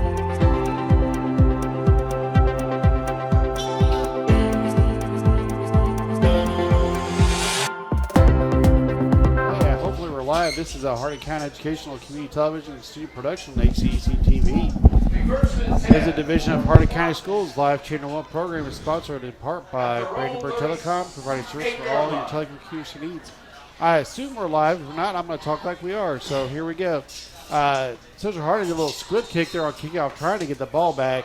Almost got it, but wasn't able to. So South Warren's coming back out on offense. It looks like they've brought some of the backups in. They don't have their starting quarterback in. They have, it looks like, number 19, Bell. But Bell played some reps this first half, so we'll see what happens. So South Warren, like we said, it's a running clock this whole second half. Their first, bobble snap. Okay, bobble snap. Outstanding. Second bad play from South Warren. The first one was that little shuttle pass they tried to do in the first half that didn't go nowhere. And there we got a little bit of a bad snap. It looks like they got a different center in right now than the starting center. So it looks like they replaced quite a few kids here for the second half. So now Bill is was an offensive threat at receiving position in that first half. 17 in motion. We're going to learn some new guys because, like I said, they're not playing their starters right now. 4 cutting out, cut back inside. Nice little run, making guys miss, stepping out of bounds. But after the first down, so that was number 4, Christopher Taylor. First time we've seen him have action on the offensive side of the ball this game. A good pickup there. Like he said, South Warren's got some guys that are switching in there. Second and inches. On backup, so we got, no, they're going to move. Oh, they're going to give it them first down. So gain of 10, so first down. So South Warren in shotgun. Offside. Well, that's what happens when you get the backups in. Sometimes they're excited. They're excited to be ready out there. To go. They don't do their best. Sometimes they do a little slipping around there, so that's a little slip up. And you can't go off sides when you're the center. If the center moves, everybody's got to go with them. Yeah. So offsides here. So 5 yards. First at 15. So they are in shotgun. They got 2 receivers to another bad fumble. Handling of the ball. Yeah. Well, you can see that there's no cohesiveness to that. Yes. The I don't think it was a bad snap, but just a mishandle this. So a loss. So we're going to have second and about 17 here for South Warren on this here.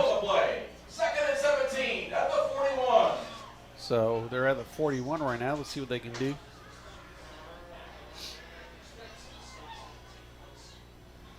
I assume we're live.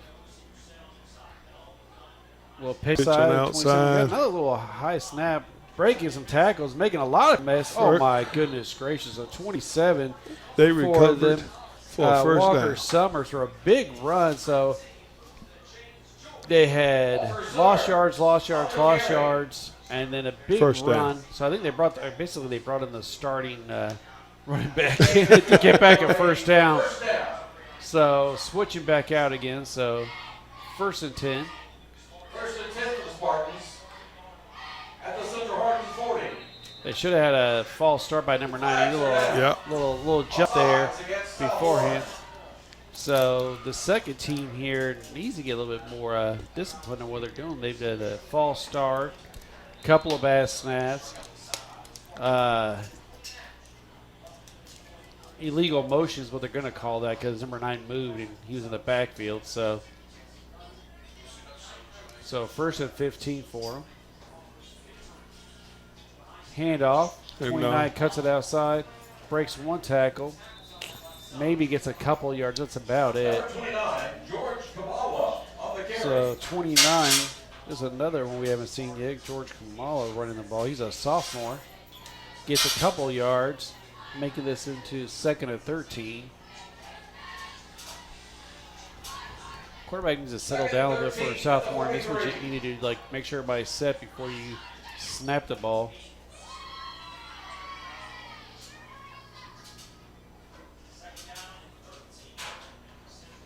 So he's got twins handing off again to 48 to the fullback again.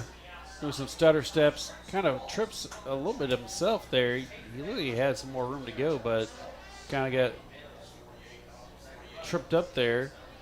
So we're going to have third and about 5 going here. Some nice little run by number 48. So that was, we're going through all the names. Peyton Bailey.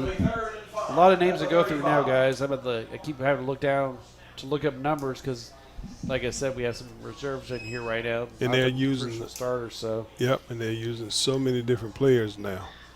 Walker Summers is back there. I would be surprised if they hand off to him. He's their main starting running back. Cuts it outside. Go! Oh my God, he's gone.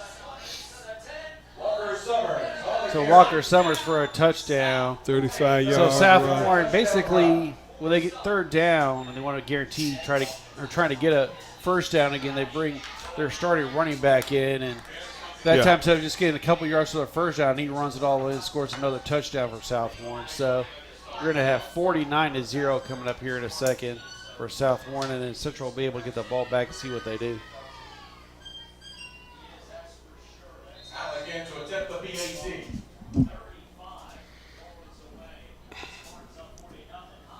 So Field 48, goal so that's is good. good. So 49-0 with 5:25 remaining in the third. So this can go fast. So I better get to our sponsors here.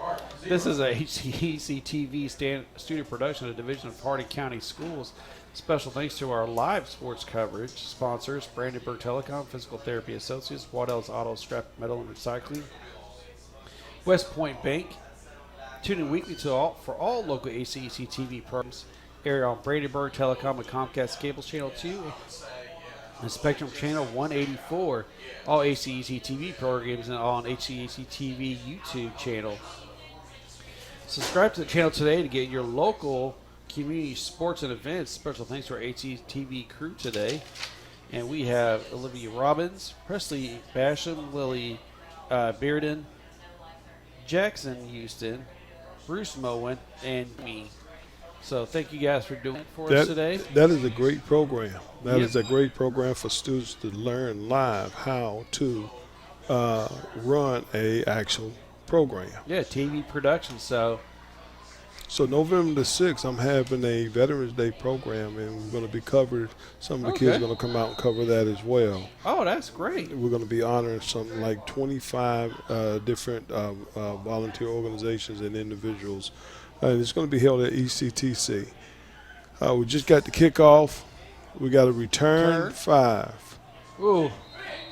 Big hit. Big hit on special teams. I think that's 51 for them. I don't have a 51 on my list for South Warren, but I'm not sure who did the hit there because I don't see a 51 on my sheet, but that was a hit there.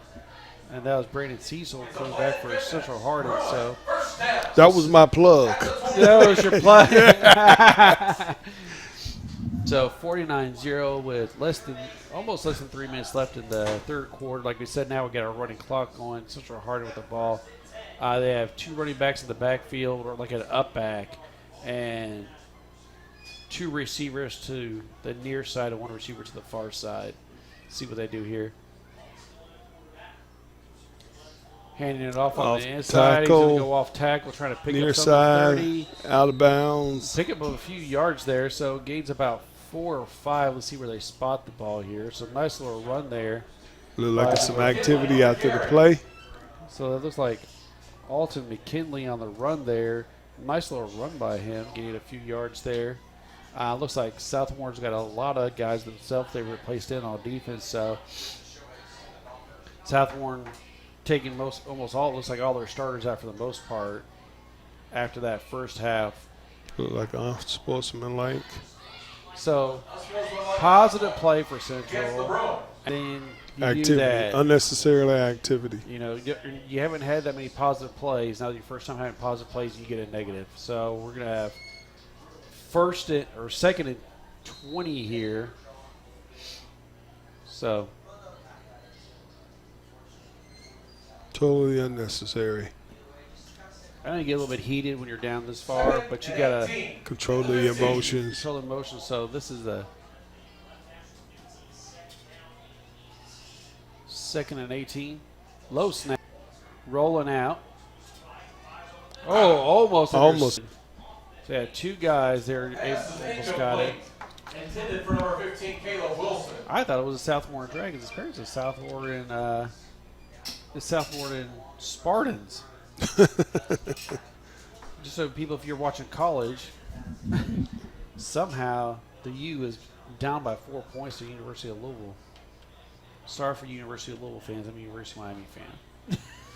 Well, I'm kind of split. I'm a Louisville guy who retired to Florida. So my son is a University of Miami. So we split a little bit. So we got 3rd and about 17 here. Dropping back. Oh, almost intercepted again. One guy tipped it and one guy almost picked it. So we're going to have 4th and 18. I assume Central's going to punt here to get rid of the ball. They didn't want to give him the ball right there, but, I don't know. Their punting has not been that great. But it looks like the punting unit's coming out. Yeah, number 7's dropping back there for Central. So that's Cooper Kinsley back there to try to kick it again. Look like number 26 is going to be back to receive. No, it's 25. 25. So that is Fair. Daily. Yeah, we haven't seen him try to return it yet. Punts I was up. able to get a good Decent punt. Good reception. Yep. 5. Makes one person missed, but Okay. that's about it. Okay. So gets about 10 yards out of that return. So we're going to start on the 35 for South Warren here. And that's going to be the end of the 3rd quarter. So 2nd quarter will be starting up here. At the start of the 4th quarter. So we got physical therapy associates, more personal attention for more effective results. Locations in Elizabethtown, Hodgeville, Radcliffe, South Louisville, online at physicaltherapykentucky.com.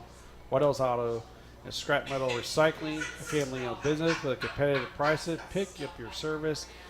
Friendly staff available for your recycling needs. Located at 311 Steel Drive in Elizabethtown. Call 270-982-7206 to talk to someone about scrapping metal and recycling.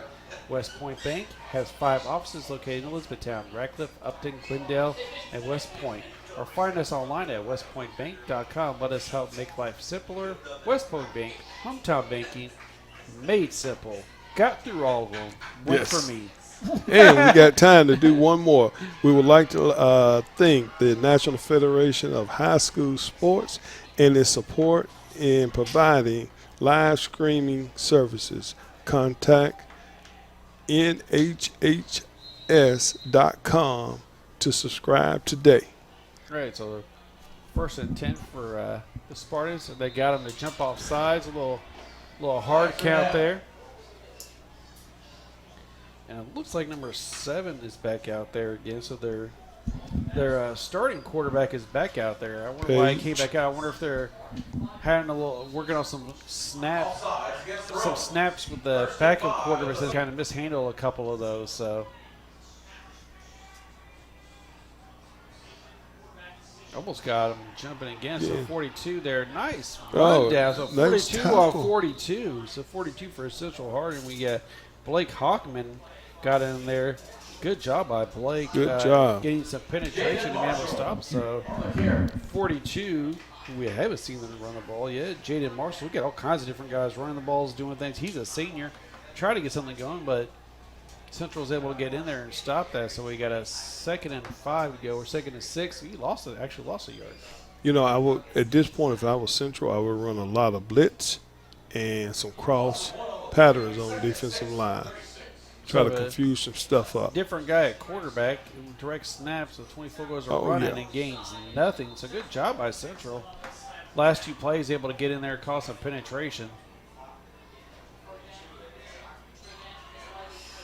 Number 24, Logan Cato. So Logan Cato only carried and getting nothing going. So almost like in a wildcat look. So we got 3rd and 6 here. Let's see what they do here on this series. So they got 2 receivers out wide, 1 to the short side, one guy in the backfield. Shotgun, dropping back to pass. Whoa. Overthrow. Way overthrow. So we're going to be 4th and 6 here to go. We'll see if they bring out their punting. We haven't seen South Warren punt it all game. See if the Spartans actually will punt it. Or they're going to go for it. I mean, usually when you're past the 50 in high school, unless you got a kicker, you usually go for it here on 4th down at 6, 4th down at 5 if you're on the opponent's side of the field. But with them being up so much, I don't know if they're going to punt it or what they're going to do. Nope, they're going to run a play. So they have 27 back there as a quarterback against a Walker's back there as a quarterback.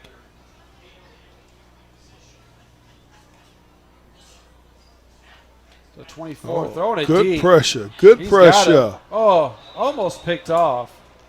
So he kind of just slung it up there, hoping his receiver can make a play on the ball, but a good stop by Central 11. Hardin. So number 11 for Central Hardin. 80%. Yep, so good play. So first stop on a play for Central so far this game. This is a HCEC-TV student production division of Hardin County Schools. Special thanks to our live sports coverage sponsors, Brandenburg Telecom, Physical Therapy Associates, What Else, Auto Scrap Metal Recycling, and West Point Bank.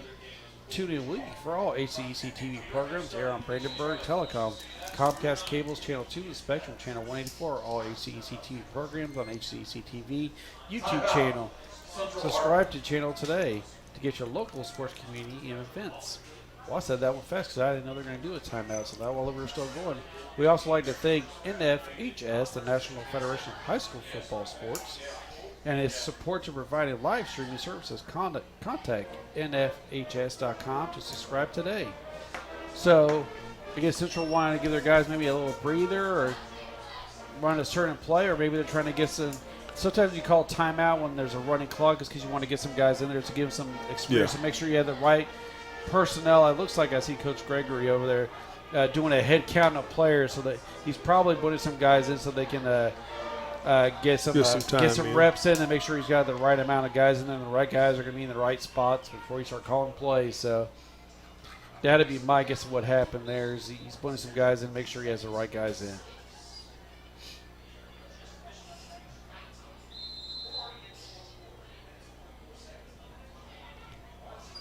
All right, they got a split to the short end of the field. Oh, high snap. Oh, no, he kicked it. Oh, and he just got it down. So that was not a good way to start a drive. No. So a loss about almost like 11 or 12 on there. So snap was kind of, what do I call it, chili pepper, coming in hot. Then it hit the ground, and then he kicked it for good measure. and then had to go recover. Dig on ball, get in my hand. I used to have my centers practice snapping into a lawn chair to make sure that they'd get depending on the height of my quarterback. But I used to have my quarterback do almost like a shortstop stance back there for the shotgun. So nice little run-off tackle there. Pick up a few yards. So we got about 5 there for Central. See who ran the ball there. Number 30 for Central. So that was Alton McKinney with a nice little run there. That's a good job from him. He's a sophomore, so like you said, the experience is building some experience, get used to being in the game. And he's a good sized back, so that's something to build on. So we got 3rd down and about 16 to go here.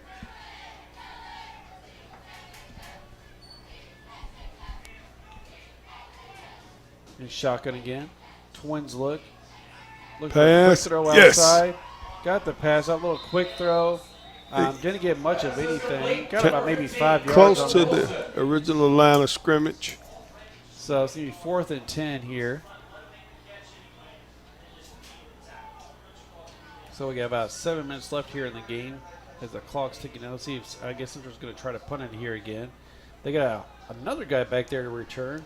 Made me look at the ball at first. So we got number 18, Walker Trommel, returning for the Spartans here from South Warren.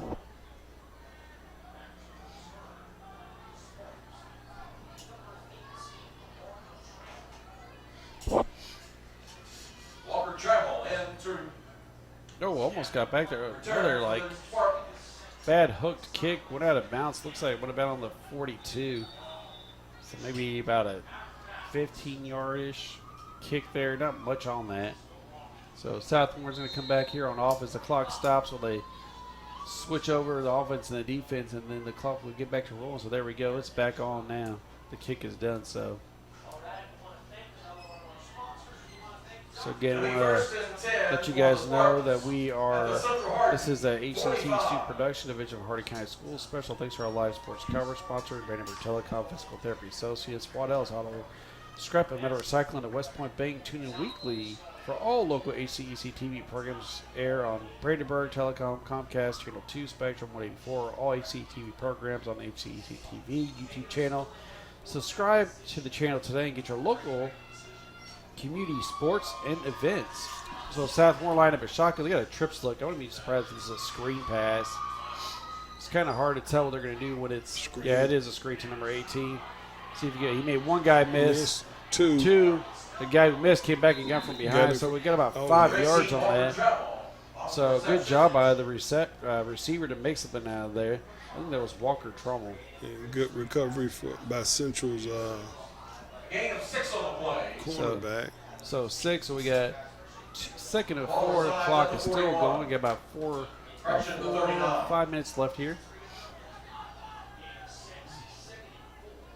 So we got 2 receivers to the near side, one to the far side with 1 running back. I would assume they're going to probably run the ball here. Oh, we got Central jumping off sides. Outside. So when you get automatic first down here, so the ball's going to move up here about 5 yards. Or it's going to be, no. Well, they got 4 to go. So, yeah, so it's first down. So Southmore's going to get a little cheeky first down here. So we're going to be 1st and 10. So 4 minutes and counting here. Shotgun pitch out. Pitch. So looks like number 48. Breaking tackles. Still up. Still going. Nice run.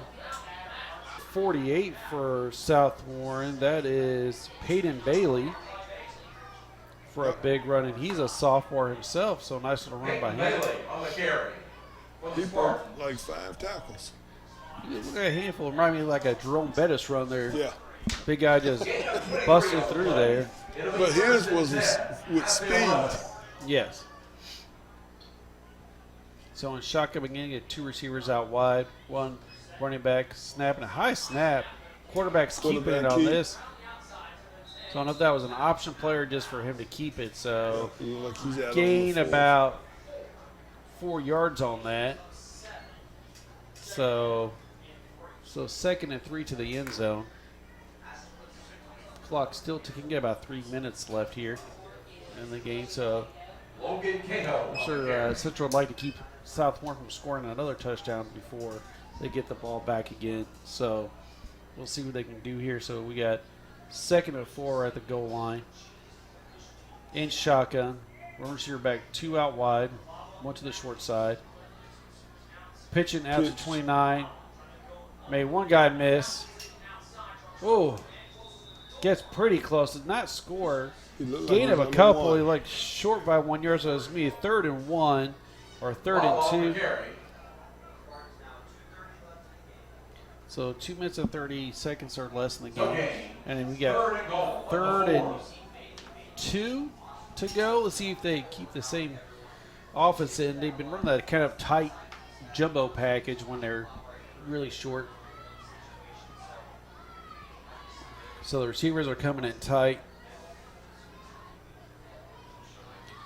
See if he goes in shotgun. He's still in shotgun.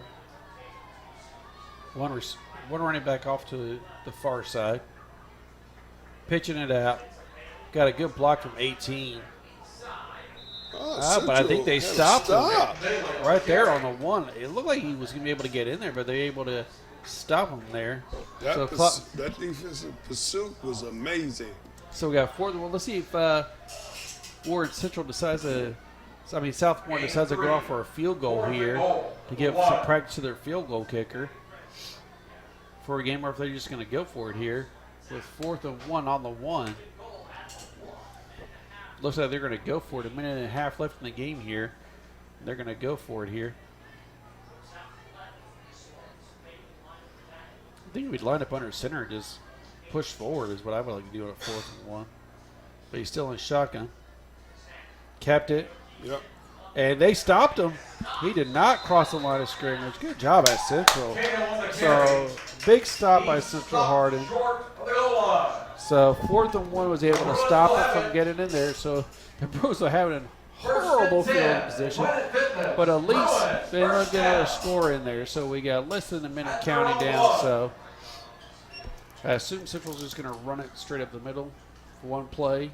and to let the clock run out for the last of it, unless they can get the clock to run out before they even get the ball. So it's counting down as they're getting guys out there on the field. That may have been the last play of the game that run by the Spartans here. I mean, heck, Central could take a delay of game because the clock's going to keep running anyways. Yeah. And just not take a safety or anything like that or anybody hurt. So less than 10 seconds left. They're going to take their time on the line of scrimmage, and that's going to be it.